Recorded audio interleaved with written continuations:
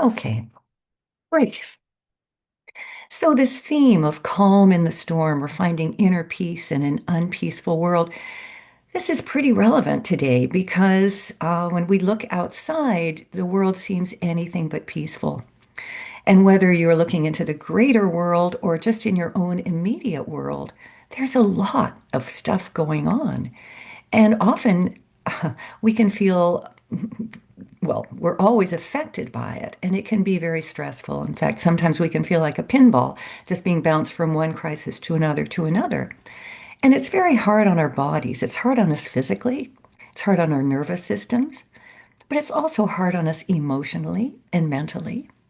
And so, to begin to find a way to bring ourselves into a state of calm, regardless of what's going on outside, can be very important. So we're going to explore today how to build a stronger foundation for yourself that no matter what is happening around you, you can find some grounding in maybe not fully peace. Well, sometimes that's a really tall order, but at least a greater sense of calm so that you're not always in a state of fight, flight, or freeze. So I'll just tell you a little bit about me. My name is Susan Drury, and I've been teaching meditation, personal transformation, and healing for more than 30 years now. And my work draws on a range of traditions.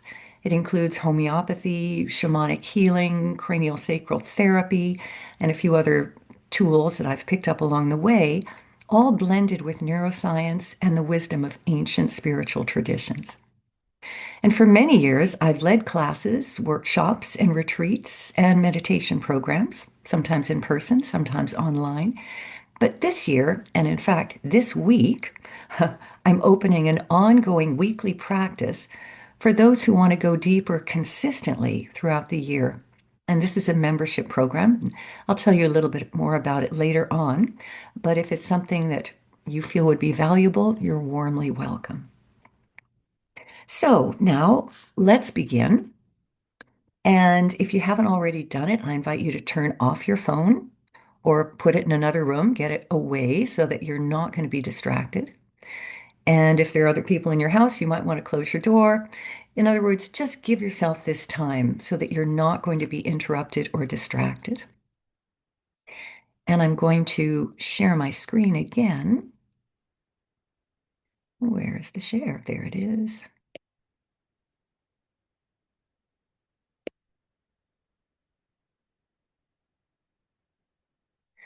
All right.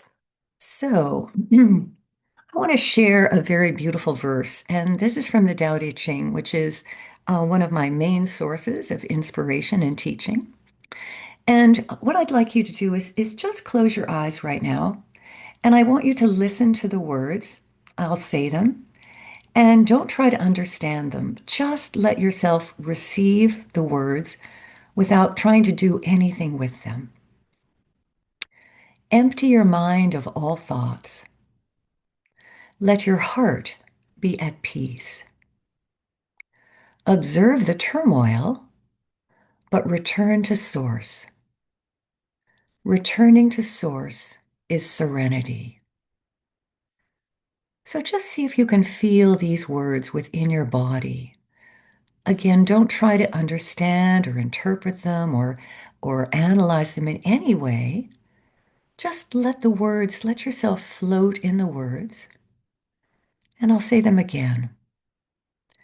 Empty your mind of all thoughts. Let your heart be at peace. Observe the turmoil, but return to source. Returning to source is serenity. Now just keep your eyes closed if you are comfortable. And the first line is most instructive. Empty your mind of all thoughts. Isn't that interesting? Because when you think about it, most of the things that keep us from peace are our thoughts. Just contemplate that for a moment. If we didn't have these thoughts always running in our minds, always analyzing, always predicting, always expecting, anticipating, often the worst, would we still be as disturbed as we can feel? Now, I'm not saying things aren't happening, but so often what disturbs us the most are the thoughts in our head. And so just imagine, empty your mind of all thoughts. Right away, that's saying, look, you're not going to find peace in your mind. But the next line gives us a direct line to peace. Let your heart be at peace. Now, you may not know this, or you may know this, but our hearts, our physiological hearts, actually have their own brain. And it's a very different brain than the brain in our head. It's a brain that connects. In fact, scientists aren't even sure of the whole capacity of the brain in our heart, but it actually gives more information to the rest of us, to our mind, than our mind gives to the heart. So it almost has a higher wisdom than our minds. And so when we center ourselves in our heart, we're bypassing the limitations of our mind, and we're centering ourselves in that deeper wisdom of the heart. And it's interesting to think that when each of us began our human journey, the first part of ourselves that was differentiated and began to beat within a short time after our conception is our heart. So we can even think of our heart as the seed of our divinity, the first part of ourselves that became differentiated into the human that we were coming in to be, into this life experience. So when we settle into our hearts, we're really settling into that deepest part of ourselves. And again, it's almost like the divinity from which we come. Observe the turmoil. Absolutely, stuff's happening. Can't get around it. But we can observe it rather than be inside of it. And one way to observe it without being dragged down by it is to imagine going above your head. Think of a think of an eagle, or think of a bird high in the sky, perhaps perched at the top of a tree or even flying in the air, and having this much higher perspective, being able to see far and wide in all directions. So it's observing from an eagle's perch, unlike the unlike our minds that get fixated on very small, in your face kind of things. When you observe from above, you can see, sure, you can see the turmoil, but you have a higher perspective. And so observe the turmoil, but return to source. And this idea of returning to source, it's like grounded in the heart and then the eagle's perspective. So it's like we hold both perspectives, the deep wisdom of the heart, the humanity of the heart, and then the high perspective, almost like your higher self's perspective. Returning to source is serenity.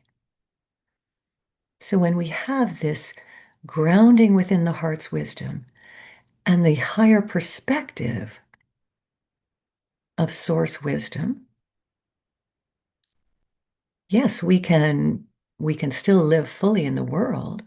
We can still engage fully, but we are not so susceptible to the craziness, to the chaos, to the turmoil.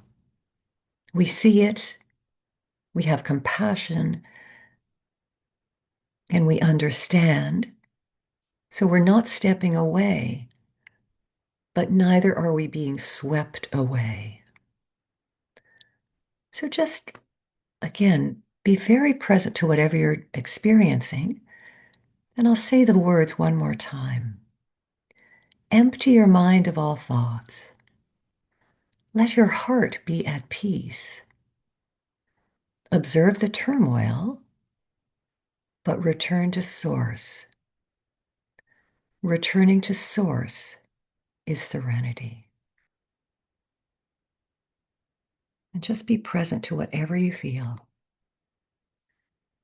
And in a moment, I'm going to sound a little chime. And then, if you like, you can open your eyes again, but see if you can remain very present to your inner experience at the same time.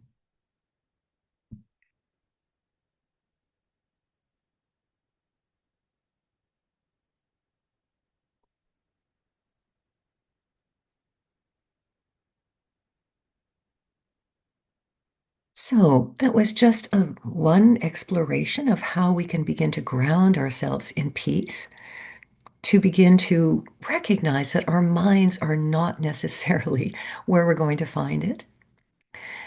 And this next slide, it says, where do we find it? Well, not only are we probably not going to find it in our minds, but we're definitely not going to find it out there. Out there meaning in the outer world. Definitely, we're not going to find it in our political world. And often, even in our more immediate life, our families, our job, our whatever it is that we're involved with, we might have moments of peace and joy and satisfaction. Hopefully, we do, but often there's a fair amount of stress and ongoing uh, turmoil of one kind or another in in in that part of our lives as well. So to really begin to ground ourselves in peace, we have to recognize that peace is always going to be an inside job. We, as long as we are depending on the outside world to dictate whether or not we can feel peaceful or calm, we're giving away our power. Because really, we cannot count on anything or anyone out there to be absolutely our anchor. If we do that, we're depending on somebody else who's probably got their own issues and their own stuff that they're trying to figure out. So we really have to be very, we have to, and this can be, we might not want to do this, but we have to really take responsibility. I'm the only one that can create peace for myself. And that's kind of, once we recognize that, then we stop giving our power away. Then we stop demanding from other people that they be our anchor instead of coming into becoming that anchor for ourselves. It's always an inside job. And sometimes that's really annoying, but it is fundamentally the truth.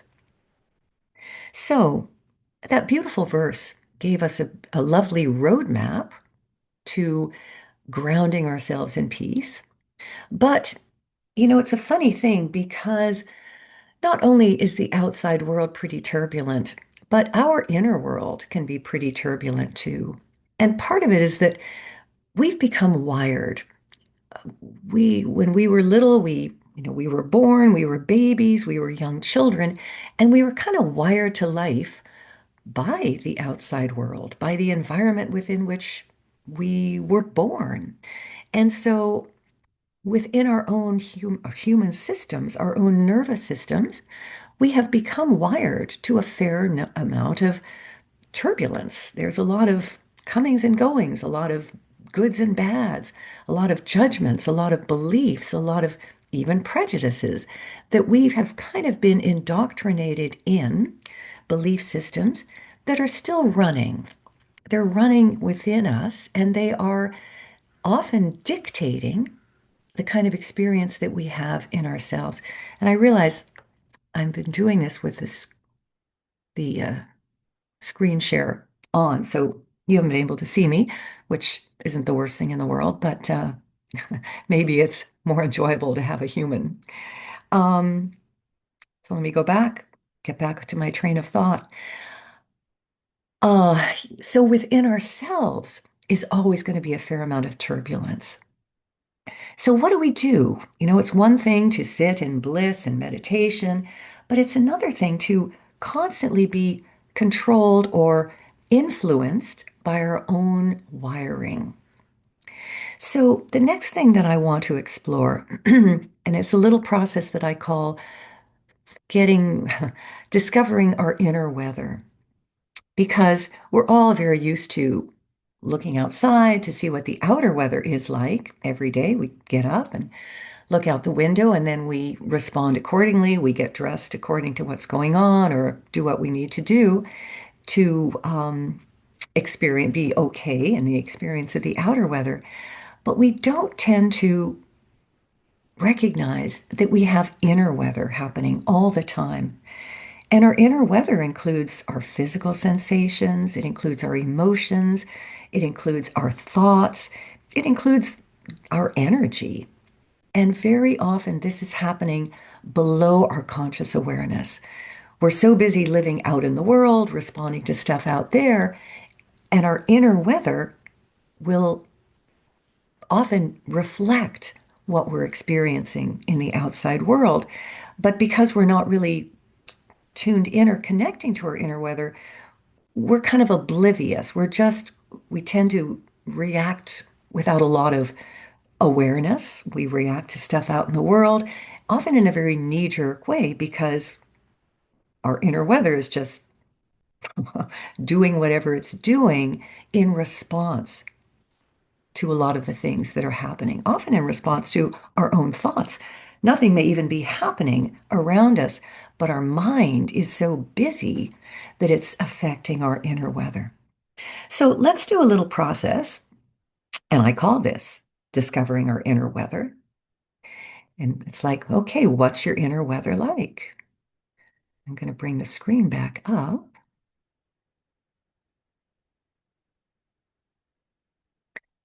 because the question is, how's your inner weather? So once again, I'd like you to close your eyes and just turn your attention inside yourself. And this really means start to notice what you are experiencing in your inner weather. And the first thing you can start to notice is what kind of physical sensations are you experiencing?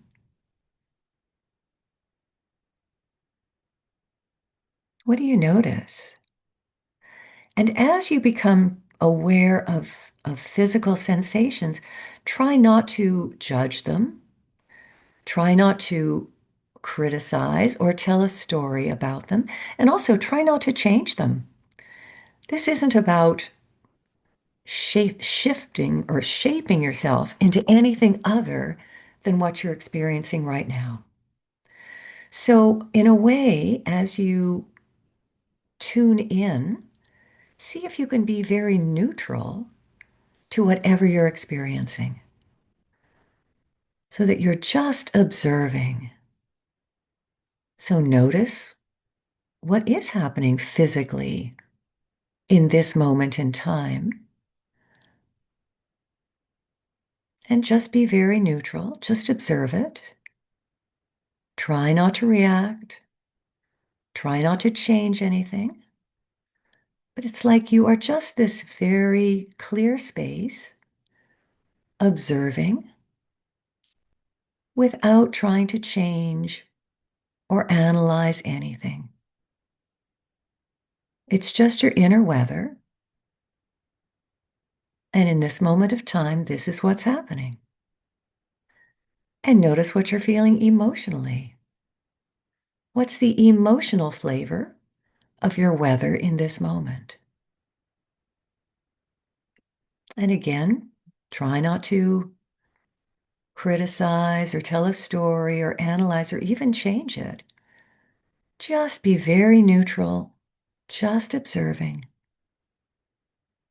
Nothing's going wrong. It's just a weather system in this moment. And now notice your thoughts. And again, it's kind of like being outside, being an outside observer of what your mind is saying. So you can see the thoughts, you can observe them, but you don't have to buy into them. You're just being very present and aware without needing anything to change. When we look out the window and observe the weather, we may not always like it, but we don't take it personally. We don't insist it becomes something different because we know the weather changes. And the same thing is true for our inner weather. So just be very present, very neutral, and in fact, even curious. I mean, we're really very interesting, far more interesting than we realize. There's so much happening within us every minute. So it's almost like we want to be a scientist in a laboratory focused on the phenomena of our inner experience. And again, without even taking it personally. Because just like the weather outside changes, so does our inner weather all the time. But so often, we don't know it. We're at the mercy of our inner weather. And so this is an opportunity to begin to get to know your inner weather, get to become familiar, number one, with the truth of it always changing.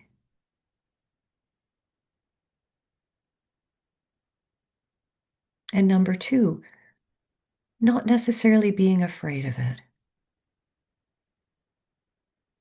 Because so often when we do feel something uncomfortable, we don't want to feel it. We'll run away from it. We'll suppress it. We'll bury it. We'll do all sorts of things to not feel it. But what that does is set up an inner conflict. It means we literally reject or alienate a part of our experience in the moment. And when we do that, in a way, we are at war with ourselves. And we look outside and criticize the outside world for being at war, but really often we're at war within ourselves. And so as we begin to get familiar with our inner weather, without running away from it, without denying it, without making it wrong in any way, we actually we actually give ourselves more space. And perhaps you're feeling this right now. You may not be, but see if you can feel as you are completely accepting of whatever's happening within you right now and not making it good or bad, not making it right or wrong, but just in this moment in time, this is what's happening within me. See if that makes you feel just a little more spacious. Like you don't have to do anything other than be present, other than be welcoming, really, to what's happening inside you.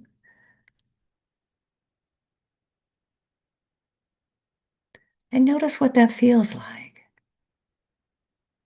When you don't insist something change, often it then has the space to just kind of shift on its own.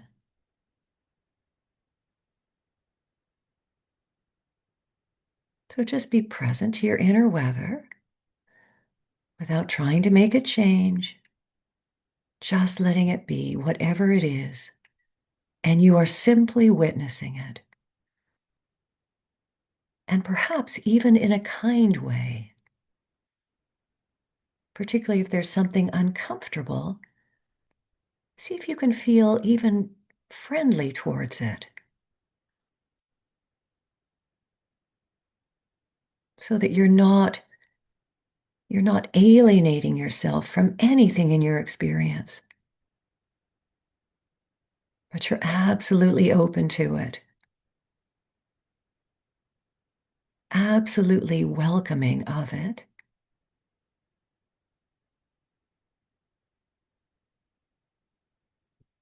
absolutely welcoming everything in your experience. Your inner weather can be whatever it needs to be, and you're open to it. This is when we can be friends with every aspect of ourselves, when we don't need to deny or reject anything. Because when we do that, we're rejecting part of ourselves. We're saying, this is not acceptable. And that's very painful. It's very painful to reject any part of ourselves.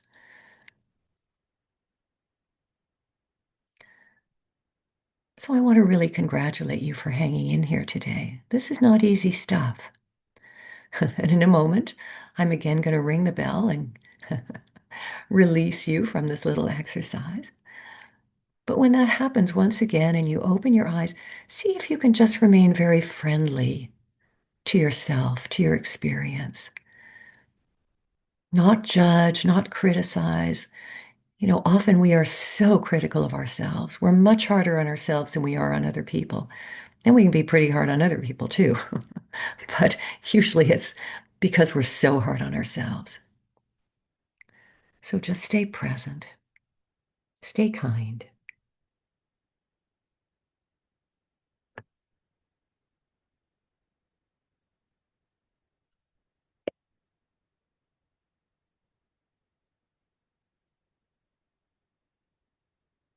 So, how's everybody doing?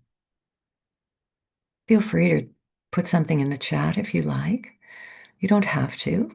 You may just want to stay very present to yourself, and that's a good thing. Oh, I see a lovely heart floating up. Very nice. So, are you getting the sense that so much of our experience is actually self-created? Now, I'm not saying we're not going to react to what's happening out there, but what we're exploring is how to become less reactive to all the stimuli from the outside world. So that even though we're still completely in the world, we're still living our lives, we're still with our families, going to work, doing whatever it is we do, we're not going to be quite as susceptible to being buffeted back and forth, back and forth.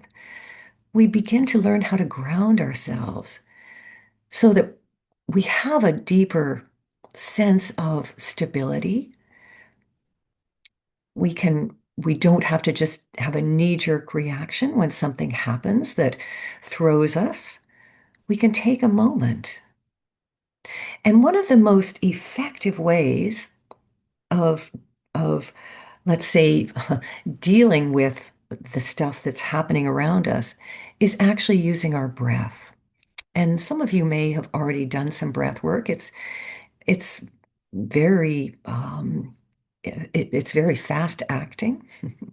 And it's particularly helpful when we're in a situation where we can't just sit back, we can't contemplate a verse, we can't check our inner weather, although we certainly will be aware of our inner weather, but we don't really have the time to take ourselves away and bring ourselves into calm. And so I'm just going to teach a quick little breath, a little tool. Let me just check our time. Yeah, we still have some minutes to do this. So again, let's close our eyes because then we're not distracted visually. Often a good way, just one of the quickest ways to begin to uh, disassociate from the chaos that may be around us is to close our eyes. And obviously, you're not going to do this if you're driving in your car, but right now, I don't think, well, maybe some of you are, in which case, don't close your eyes. But if you're in a position where you can, close your eyes and start to focus on your breath. And often it can be quite a revelation to realize, hey, I'm breathing. And what's more, I breathe every single second of my life. And yet it's usually below my conscious awareness. I don't need to inform my body to breathe. It just does it automatically. And that's kind of a wonderful thing to know. It's like I don't have to be responsible for creating my breath. And so notice, how are you breathing?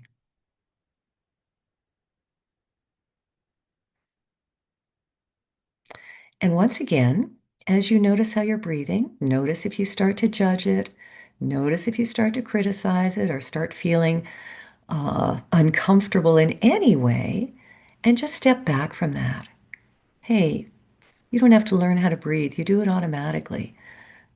So just breathe.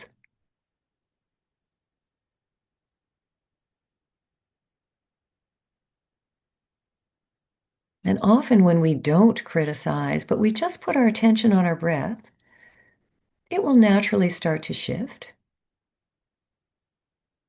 But here's a little tool. I just learned this recently and I am so excited by it. So as you are focused on your breath, I want you to take your thumb and touch it to your little finger. So your right thumb to your right little finger, your left thumb to your left little finger. And just notice if your breath changes in any way when you keep your fingers touching like that. Because for me, I automatically start breathing in more deeply.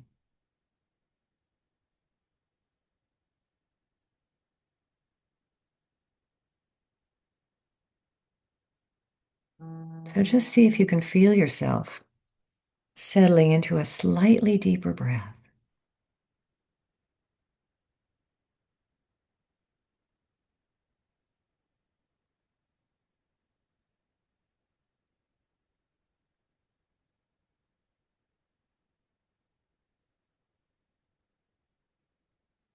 And now notice the length. In fact, you can count the length of your inhale, and then count the length of your exhale.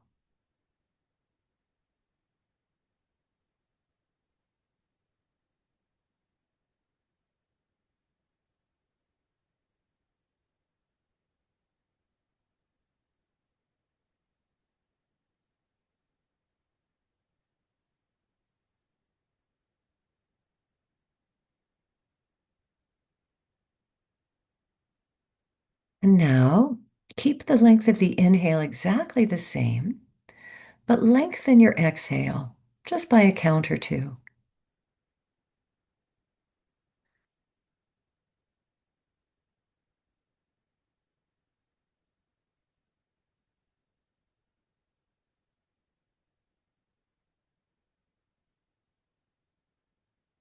And if that feels comfortable, keep up that rhythm.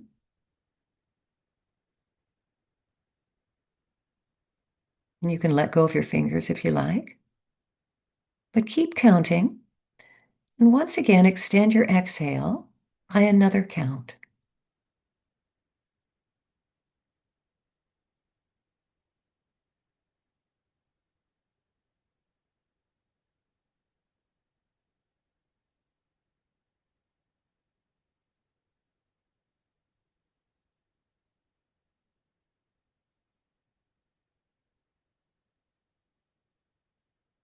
And notice what that feels like. Ultimately, you want to have your exhale be twice as long as your inhale. And if that's not comfortable right now, don't push it.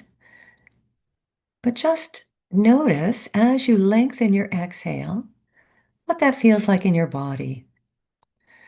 Because this has a direct physiological effect of down regulating your nervous system. So it literally changes your body chemistry. When you have this longer exhale, you're releasing more carbon dioxide. so that there's more room for the oxygen. So you're releasing the stress and you're bringing in the rest and recovery and repair. So you can open your eyes if you like, but just notice, what does that feel like when you have this longer exhale? And the nice thing about counting, I'll just give you a little insider thing here. It gives our minds something to do. And as you probably all realize, our minds are really busy and they like to be running the show. So often, to really find that deeper sense of calm within ourselves, we have to give our minds something to do. And so the counting of the breath is very helpful. It's like, oh, our mind says, oh, thank you. I need a job and this is a good job for me. Let me count. And then gradually you extend the exhale, and you'll notice that just calms you down. So again, we don't always have the space or the opportunity to close our eyes and go through this whole process, but we can always work with our breath. I mean, this is a great thing to do, for instance, in traffic, or when you're running late, or when something is quite stressful in the moment.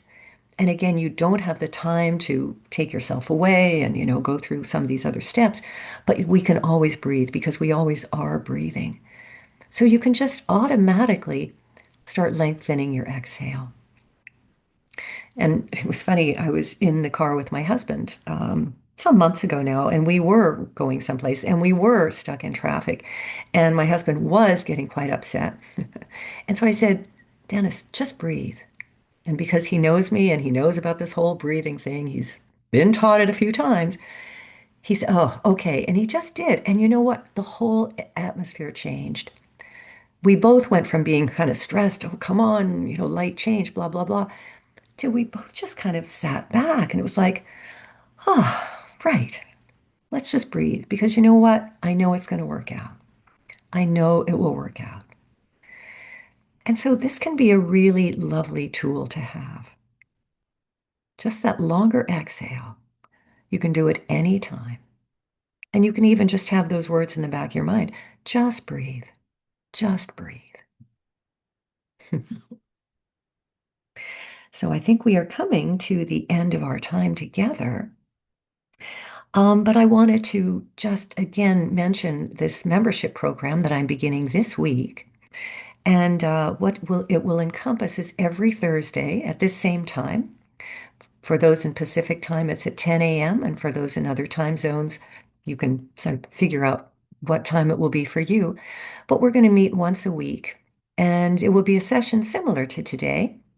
We will be contemplating, we will be having some uh, introspection, some contemplation, and it's all about not just our spiritual life, but it's about how to bring our, shall we say, our higher nature more into our daily life so that not only are we more peaceful, but we're more satisfied and we're also more able to be a resource for other people.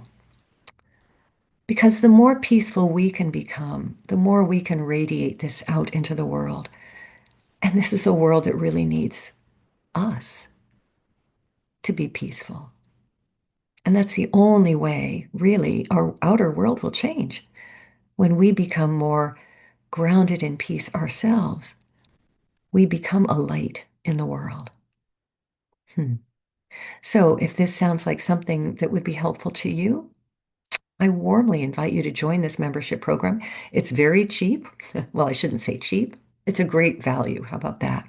It's $17 a month.